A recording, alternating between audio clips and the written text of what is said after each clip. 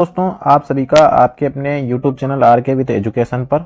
दोस्तों, हमने जो शिक्षण वीडियो की जो टेस्ट सीरीज जो स्टार्ट की है उसके अंदर आज 20 प्रश्नों पर चर्चा करने वाले हैं।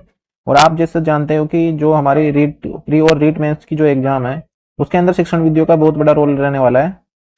तो रीट प्री के अंदर जो शिक्षण वीडियो का जो अंक भार है वो लगभग 50 अंकों का है। 50% इसके अंदर पूछे जाएंगे। तो हम इसी की तैयारी के लिए हमने ये सीरीज स्टार्ट की है। और शिक्षण विधियों से जो संबंधित जो हमारे कॉमन टॉपिक है, जैसे सर्वदृश्य सामग्री, उपकरण सामग्री हो गई, मूल्यांकन हो गया, उपलब्धि परीक्षण हो गया, निदानात्मक परीक्षण हो गया, भाषा की प्रकृति हो गई, क्योंकि हिंदी और इंग्लिश और संस्कृत लैंग्वेज सबकी होती है। उसके अलावा जो इनसे संबंधित प्रश्न पूछे जा रहे हैं 30-35% इससे पूछे जाएंगे। तो हम इस वाले जो भाग है, भाग 2 में आज 20 प्रश्नों पर चर्चा करने वाले हैं। तो आज का जो पहला प्रश्न है वो इस प्रकार से है कि शिक्षण विधियों का मुख्य उद्देश्य क्या है। ऑप्शन 1 दे रखा है शिक्षक को महत्वपूर्ण बनाना। ऑप्शन 2 दे रखा है छात्रों को सक्रिय बनाना। ऑप्शन 3 दे रखा है पाठ्यक्रम को पूरा करना। ऑप्शन 4 दे रखा है परीक्षा में अच्छे अंक लाना। ऑप्शन 5 दे रखा है अनुत्तरित प्रश्न। तो शिक्षण विधियों का जो मुख्य उद्देश्य है शिक्षण को महत्वपूर्ण बनाना नहीं है। ऑप्शन 2 दे रखा है छात्रों को सक्रिय बनाना। ऑप्शन 3 दे रखा है पाठ्यक्रम को पूरा करना। और ऑप्शन 4 दे रखा है परीक्षा में अच्छे अंक लाना। तो शिक्षण विधियों का जो मुख्य उद्देश्य क्या है कि छात्रों को सक्रिय बनाना।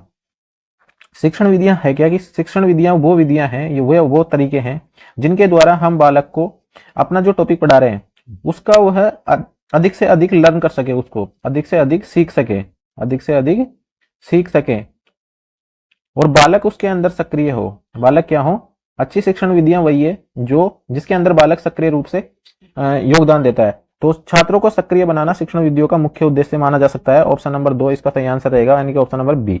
इसके बाद में अगला प्रश्न हमारे पास है, पियाजे का संज्ञानात्मक विकास सिद्धांत किस विधि में अधिक उपयोगी है। ऑप्शन 1 दे रखा है अनुदेशात्मक। ऑप्शन 2 दे रखा है समस्या समाधान। ऑप्शन 3 दे रखा है व्याख्यान। ऑप्शन डी दे रखा है परियोजना। ऑप्शन 4 दे रखा है अनुत्तरित प्रश्न। तो पियाजे का जो संज्ञानात्मक विकास सिद्धांत है, पहले तो वो कहता क्या है? वो कहता है कि बालक ज्ञान का निर्माण क्या करता है? बालक ज्ञान का निर्माण स्वयं करता है। ये जीन पियाजे के विकास की जो सिद्धांत है उससे संबंधित ये एक उनकी परिभाषा है। बालक ज्ञान का निर्माण स्वयं करता है और बालक क्या है? नन्हे वैज्ञानिक है। नन्हे वैज्ञानिक है। तो नन्हे वैज्ञानिक कब विकसित होंगे? जब उनके पास में कोई ऐसी समस्या हो जिनका वो समाधान ढूंढे। तो इसका जो सही आंसर रहेगा समस्या समाधान विधि आएगा। व्याख्यान विधि में कोई जरूरत नहीं है, परियोजना में नहीं, अनुदेशनात्मक में नहीं। तो सही आंसर हो जाएगा इसका ऑप्शन नंबर 2। इसके बाद में अगला प्रश्न हमारे पास है, निम्नलिखित में से कौन सी विधि छात्र केंद्रित मानी जाती है। ऑप्शन 1 दे रखा है व्याख्यान विधि। ऑप्शन 2 दे रखा है प्रदर्शन विधि। ऑप्शन 3 दे रखा है खोजपरक विधि। ऑप्शन 4 दे रखा है प्रश्नोत्तर विधि। ऑप्शन 5 दे रखा है अनुत्तरित प्रश्न। तो व्याख्यान विधि तो एकदम नीरस विधि है। कौन सी विधि है व्याख्यान विधि? व्याख्यान विधि एक तो शिक्षक केंद्रित विधि है, शिक्षक केंद्रित विधि है, शिक्षक केंद्रित विधि है। और एक है ये नीरस विधि। इसके कुछ फायदे भी हैं और कुछ नुकसान भी हैं। दूसरी है प्रदर्शन विधि। प्रदर्शन विधि का उपयोग किया जाता है, प्रदर्शन विधि का जो उपयोग किया जाता है वो किया जाता है विज्ञान में ज्यादातर। इसके अंदर जैसे हम कोई प्रयोग कर रहे हैं तो हमारे पास में यदि उपकरण नहीं है तो एक टीचर या जो भी अनुदेशक है वो उस प्रयोग को करते हुए दिखा दे, प्रदर्शन कर दे। तो ये विधि भी, इस दोनों विधियों में छात्र क्या रहते हैं? सक्रिय नहीं रहते। उसके बाद में है खोजपरक विधि। ये विधि छात्र केंद्रित विधि मानी जाती है। प्रश्नोत्तर विधि में बालक से प्रश्न पूछेंगे और बालक से प्रश्न पूछेंगे, वो उत्तर बता देगा। लेकिन जो अदर बालक है, जो और बालक बैठे हुए हैं, वो एकदम निष्क्रिय हो जाते हैं, निष्क्रिय हो जाते हैं। तो इसका सही आंसर रहेगा खोजपरक विधि, ऑप्शन नंबर 2। बालकों को अलग अलग ग्रुप में बांट दो, उनको कोई ऐसी समस्या दे दो जिसका वो समाधान खोजते रहे। तो उसमें क्या होता है? बालक सक्रिय होते हैं थोड़े से। तो सही आंसर इसका हो जाएगा ऑप्शन नंबर 2। इसके बाद में अगला प्रश्न हमारा, वृत्त चर्चा किस प्रकार की विधि है। ऑप्शन 1 दे रखा है समूह विधि। ऑप्शन 2 दे रखा है व्यक्तिगत विधि। ऑप्शन 3 दे रखा है व्याख्यान विधि। ऑप्शन 4 दे रखा है अनुदेशात्मक विधि। ऑप्शन 5 दे रखा है अनुत्तरित प्रश्न। तो वृत्त चर्चा एक समूह विधि है। कौन सी विधि है? समूह विधि होती है। तो सही आंसर इसका हो जाएगा ऑप्शन नंबर 1। सही आंसर क्या रहेगा? Option number 1। इसके बाद में अगला प्रश्न है, शिक्षण प्रक्रिया में छात्रों की सक्रिय भागीदारी सुनिश्चित करने के लिए कौन सी विधि उपयोगी है। ऑप्शन 1 दे रखा है संवादात्मक विधि। ऑप्शन 2 दे रखा है व्याख्यान विधि। ऑप्शन 3 दे रखा है क्रिया आधारित विधि। ऑप्शन 4 दे रखा है समस्या समाधान विधि। ऑप्शन 4 दे रखा है अनुत्तरित प्रश्न। तो शिक्षण प्रक्रिया में छात्रों की सक्रिय भागीदारी सुनिश्चित करने के लिए कौन सी विधि उपयोगी? तो वो विधि है क्रिया आधारित विधि। जैसे हमारे पास में कोई भी हम प्रयोग कर रहे हैं या कोई भी चीज सिखा रहे हैं तो उनको सामग्री दे दो और उनको मतलब उसमें क्रिया में वो क्या हो जाए, क्रिया आधारित जो विधि है वो होनी चाहिए। क्रिया आधारित मतलब जैसे हमारे पास में 1 से 100 तक गिनती है हमारे पास में, और वो किस पे लिखी हुई है? कार्डबोर्ड पे उनको लिख रखे हैं, छोटे छोटे कार्डबोर्ड है और उन पर क्या हुआ है 1 से 100 तक की गिनती लिखी हुई है। अब उनको हमने फैला दिया और सबसे बच्चों से बोल दिया, बच्चों से हम बोल देते जैसे कि जो सम संख्या है वो लेके आओ, सम संख्या वाली जो गिनती है वो लेके आओ, एक विषम संख्या वाली लेके आओ। तो इसमें क्या हो जाएगी, क्रिया आधारित ये विधि हो जाएगी। तो सही आंसर हो जाएगा इसका option number C. Option number C इसका सही आंसर रहेगा। इसके बाद में अगला प्रश्न हमारा प्रश्न नंबर 6 है, प्रोजेक्ट विधि किसके द्वारा विकसित की गई। ऑप्शन 1 दे रखा है जॉन डीवी, ऑप्शन 2 दे रखा है बेंजामिन, ऑप्शन 3 दे रखा है थॉर्नडाइक, ऑप्शन 4 दे रखा है पावलो, ऑप्शन 5 दे रखा है अनुत्तरित प्रश्न। तो प्रोजेक्ट विधि किसके द्वारा विकसित की गई थी, जॉन डीवी के द्वारा विकसित की गई थी। कई जगह इनका किलपेट्री का नाम भी इसमें आता है प्रोजेक्ट विधि में, लेकिन जो प्रोजेक्ट विधि विकसित जो की गई वो की गई जॉन डीवी के द्वारा। ऑप्शन नंबर 1 इसका सही आंसर रहेगा। इसके बाद में अगला प्रश्न हमारा, बाल केंद्रित शिक्षण में प्राथमिक ध्यान किस पर होता है। ऑप्शन 1 दे रखा है शिक्षक पर, ऑप्शन 2 दे रखा है पाठ्यक्रम पर, ऑप्शन 3 दे रखा है बालक पर, ऑप्शन 4 दे रखा है विद्यालय पर, ऑप्शन 5 दे रखा है अनुत्तरित प्रश्न। तो बाल केंद्रित शिक्षण में प्राथमिक ध्यान किस पर होता है, बालक पर होता है।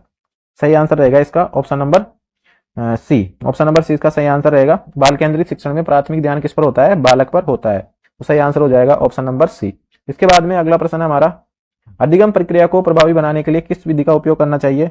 ऑप्शन 1 दे रखा है रटने की, ऑप्शन 2 दे रखा है खोज आधारित, ऑप्शन 3 दे रखा है कक्षा अनुशासन आधारित, ऑप्शन 4 दे रखा है केवल व्याख्यान आधारित और ऑप्शन 5 दे रखा है अनुत्तरित प्रश्न। तो अधिगम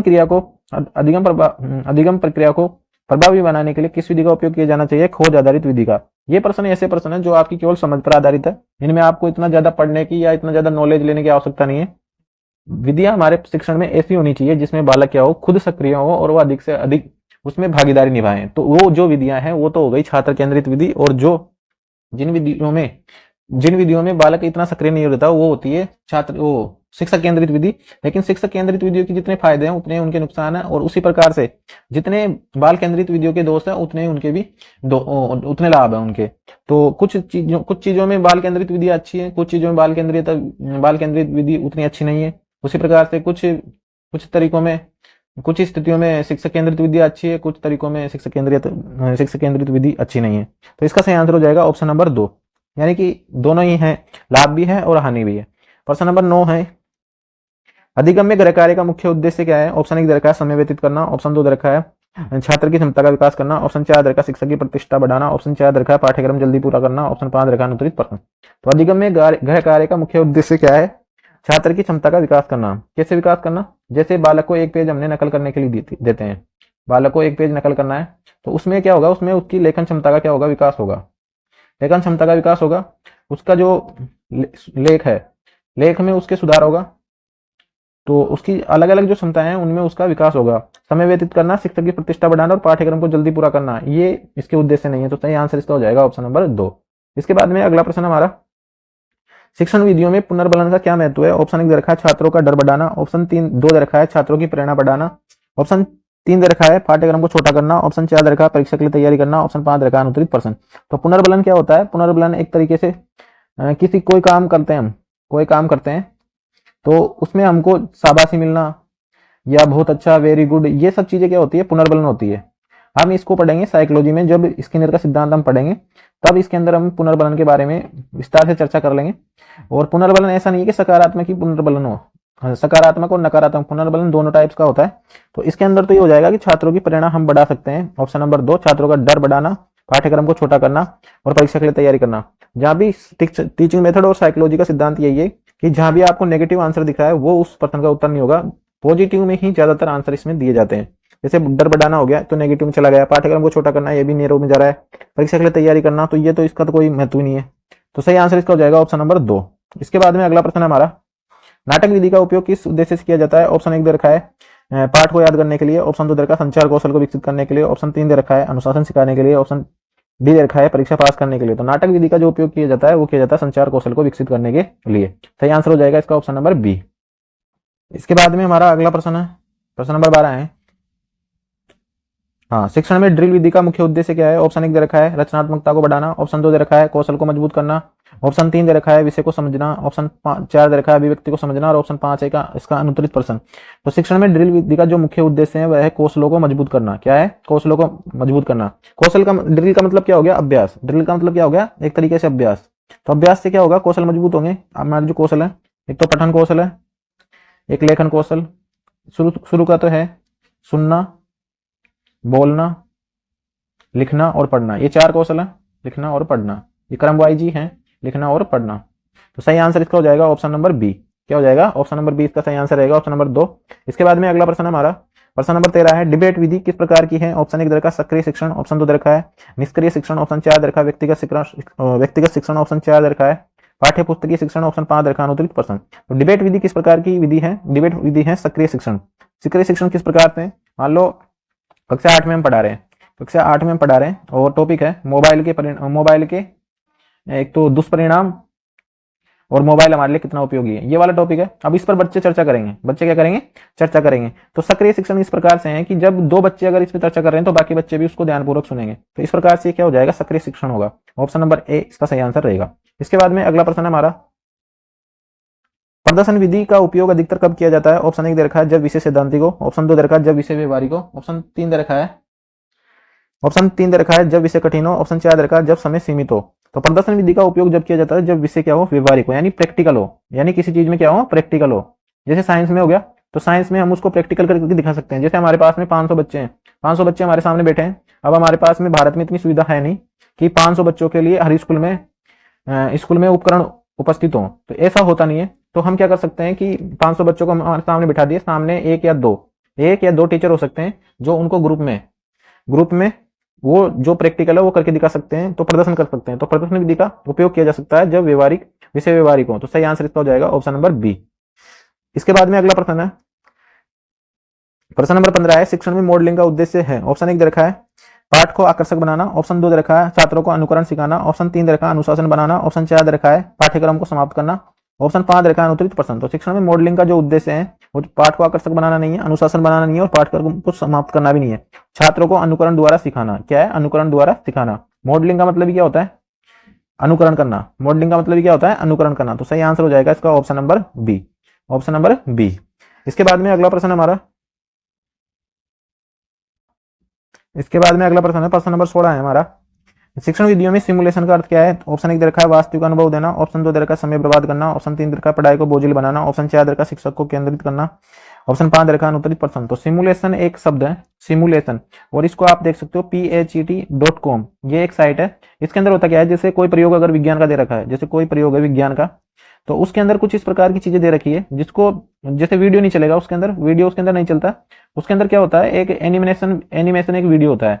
उसके अंदर एक, जैसे हमको कोई चीज भी दिखानी है ना, तो उसके अंदर हम खुद, जैसे टीचर है तो खुद उस प्रयोग को करता रहता है। उसके अंदर साइट पर एक वीडियो अपलोड रहता है, उसके अंदर हम, जैसे हमको नल चलाना है तो हम बटन दबाएंगे तो वो नल चल जाएगा, या जैसे हमको बल्ब जलाना है उसके अंदर, साइंस के अंदर, तो हम बल्ब क्लिक करेंगे तो बल्ब जल जाएगा। तो इन सब चीजों से क्या होगा? वास्तविक अनुभव होगा। उसको क्या होगा? बच्चे को वास्तविक अनुभव। तो सही आंसर इसका रहेगा option number 2, option number A. आप भी देख सकते हो इसको, PHET एक साइट है PHET.com, वहां पर सिमुलेशन के काफी सारे वीडियो डाल रखे हैं, हर सब्जेक्ट के हैं वहां पर। तो आप एक बार विजिट कर लो, जो भी तैयारी कर रहा है वो देखता है आराम से। वास्तविक अनुभव देना, उसमें काफी सारे प्रयोग भी दे रखे हैं, जैसे सोलर एनर्जी वाला, प्रकाश वाला, सारे टॉपिक उसके अंदर, फिजिक्स के हमारे जो विज्ञान के जो कक्षा 8 तक के जो टॉपिक है काफी सारे उसके अंदर दे रखे हैं। तो इसका सही आंसर हो जाएगा ऑप्शन नंबर ए। इसके बाद में अगला प्रश्न हमारा, व्याख्यान विधि का सबसे बड़ा दोष क्या है? ऑप्शन 1 दे रखा है समय की बर्बादी, ऑप्शन 2 दे रखा है शिक्षक केंद्रित विधि होना, ऑप्शन 3 दे रखा है छात्रों की निष्क्रियता, ऑप्शन 4 दे रखा है कठिन भाषा का प्रयोग, ऑप्शन 5 दे रखा है अनुत्तरित प्रश्न। तो व्याख्यान विधि का जो सबसे बड़ा दोष क्या है? कि छात्रों की निष्क्रियता। मैंने बताई, व्याख्यान, मान लो एक टीचर 50 बच्चों या 100 बच्चों के सामने पढ़ाता जा रहा है और एकदम क्या होती है? विधि नीरस विधि होती है, नीरस विधि होती है, नीरस विधि होती है। और इसमें छात्र क्या होते हैं? निष्क्रिय होते हैं। छात्र क्या होते हैं? निष्क्रिय होते हैं, क्योंकि बस वो केवल सुनते रहते हैं, बाकी उनकी जो भी ज्ञानेंद्रियां वो वर्क नहीं करती। तो छात्रों की निष्क्रियता इसका सही आंसर रहेगा। सबसे बड़ा दोष यही है। समय की बर्बादी तो इसमें नहीं होती, खैर छात्र केंद्रित विधि है, ये इसका दोष नहीं है, लेकिन छात्रों की निष्क्रियता है, ये इसका दोष है। इसके बाद में अगला प्रश्न है हमारा, प्रश्न नंबर 18 है, शिक्षण विधि का चुनाव किस पर निर्भर करता है? ऑप्शन 1 दे रखा है शिक्षक की योग्यता, ऑप्शन 2 दे रखा है छात्रों की संख्या, ऑप्शन 3 दे रखा है विषय की प्रकृति, ऑप्शन 4 दे रखा है उपरोक्त सभी, ऑप्शन 5 दे रखा है अनुत्तरित प्रश्न। तो शिक्षण विधि का जो चुनाव है वो शिक्षक की योग्यता पर भी निर्भर करता है, छात्रों की संख्या पर भी निर्भर करता है, और विषय की प्रकृति क्या है उस पर भी निर्भर करता है, और ऑप्शन 5 रखा है अनुत्तरित प्रश्न।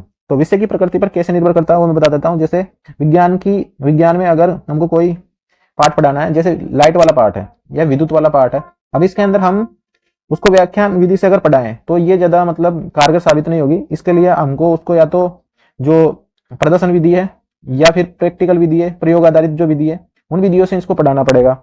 छात्रों की संख्या पर भी ये काफी ज्यादा डिपेंड करती है।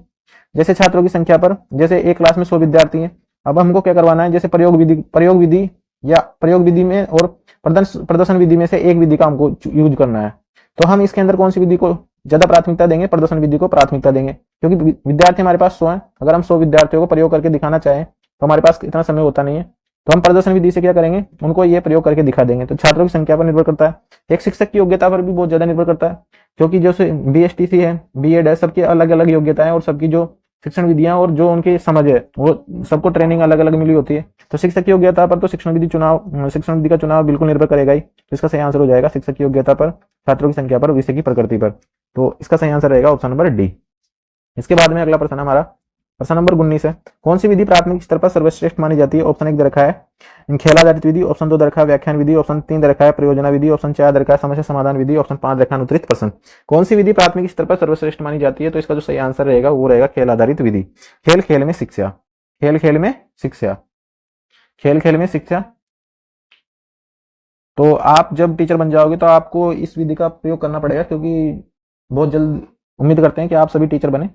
लेकिन जो जब आप स्कूल में पहुंच जाओगे तो वहां पर एक होती है ABL किट, यानी एक्टिव बेस्ड लर्निंग।